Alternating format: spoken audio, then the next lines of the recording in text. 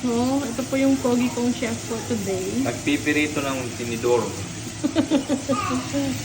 Anong niluluto niya? Ito. Ano na nga tawag dito, dear? Karaage. Karaage daw. Karaage. So, tikman natin yung mamaya. So, masarap. Ang luto ni Pogi. Tingnan mo nga yung Pogi na chef. So, luto na ang karaage. It's time for food tasting.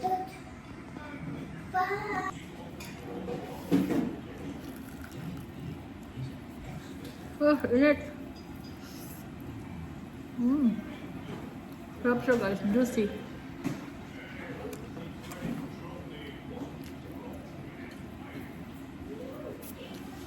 Bill. Bill. 10. 10 star.